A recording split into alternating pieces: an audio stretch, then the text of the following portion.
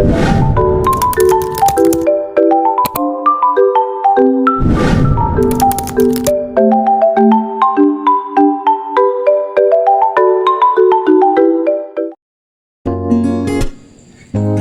semuanya, balik lagi pada video kali ini.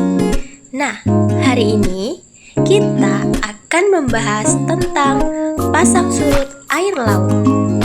Pasang surut air laut adalah fenomena naik turunnya permukaan air laut secara berkala yang disebabkan oleh kombinasi gravitasi benda-benda langit, terutama matahari dan bulan, serta kondisi geografis suatu wilayah. Fenomena ini memiliki dampak signifikan terhadap kehidupan manusia, hewan, dan tumbuhan yang hidup di wilayah pesisir.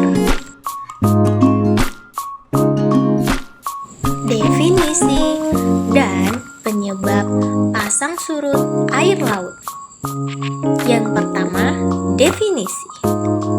Pasang surut air laut adalah perubahan tinggi muka air laut secara berkala yang disebabkan oleh gaya tarik-menarik antara bumi, bulan, dan matahari. Yang kedua, penyebabnya. Penyebab dari pasang surut air laut adalah gaya gravitasi benda-benda langit, terutama bulan dan matahari, menarik massa air sehingga terjadi pengumpulan air di daerah-daerah tertentu yang menyebabkan pasang surut air laut. Jenis-jenis pasang surut air laut. Nah, jadi pasang surut air laut terbagi menjadi beberapa jenis. Yang pertama itu yaitu pasang surut harian atau biasa disebut dengan diurnal. Diurnal terjadi satu kali pasang dan satu kali surut dalam sehari atau dalam 24 jam. Yang kedua, pasang surut ganda atau semi diurnal. Terjadi 2 kali pasang dan 2 kali surut dalam sehari atau 24 jam. Selanjutnya, yang ketiga yaitu pasang surut campuran. Pasang surut campuran terjadi 1 atau 2 kali pasang dan surut dalam sehari dengan tinggi air yang berbeda-beda. Faktor-faktor yang mempengaruhi pasang surut air laut. Yang pertama, faktor gravitasi benda langit.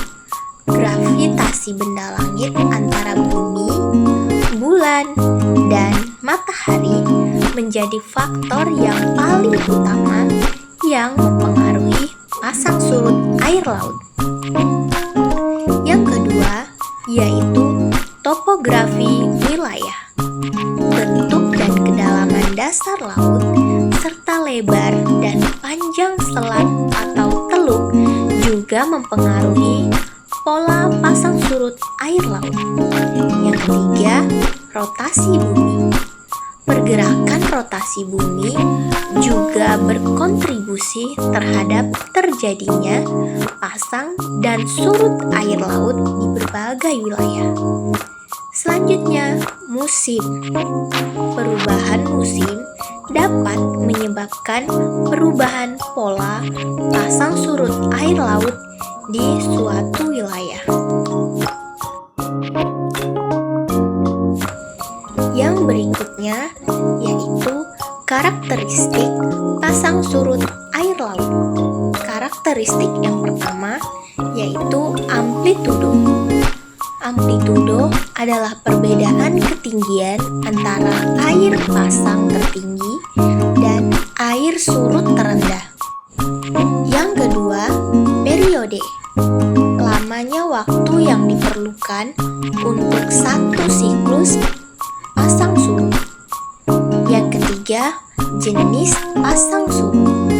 Pola pasang surut yang terjadi di suatu wilayah seperti diurnal, semi-diurnal, atau campuran.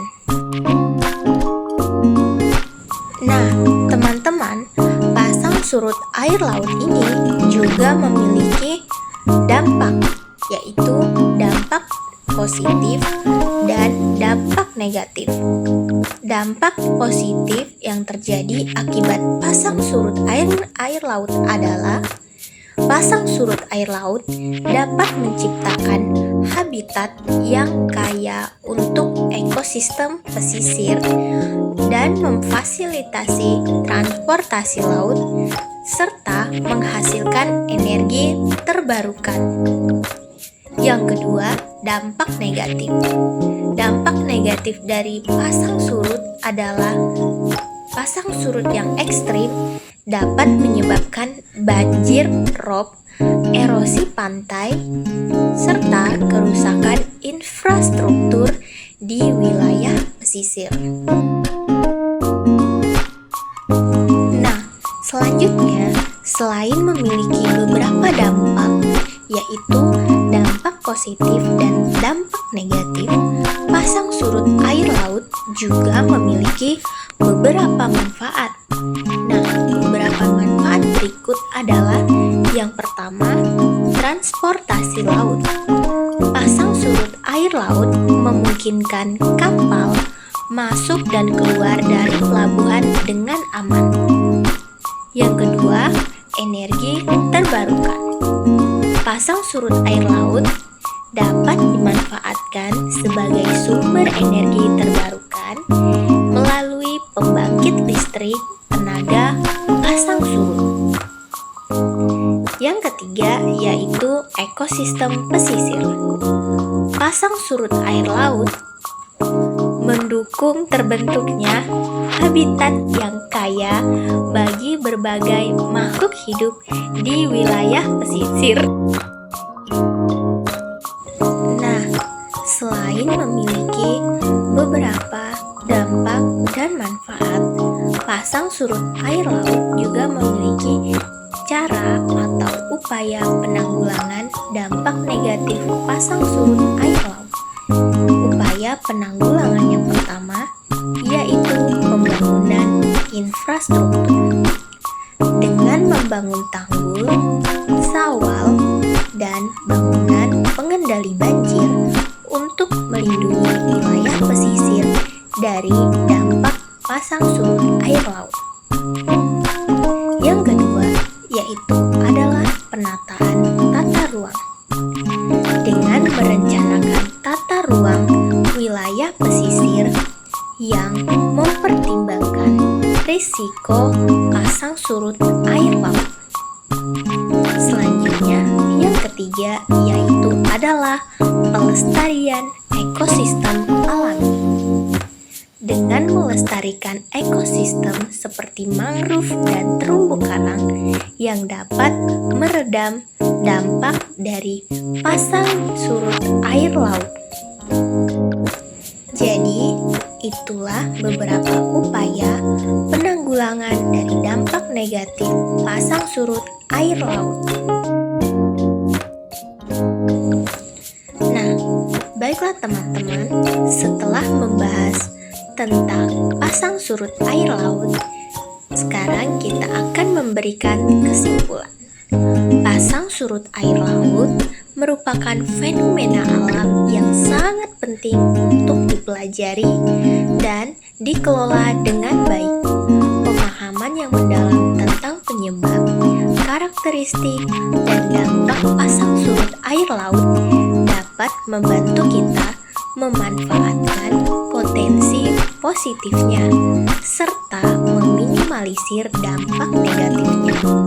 Upaya pengelolaan yang komprehensif meliputi pembangunan infrastruktur, penataan tata ruang, dan pelestarian ekosistem alami akan menjadi kunci dalam menghadapi tantangan pasang surut air laut di masa depan. Baik, sekian video kita pada kali ini. Sampai bertemu di video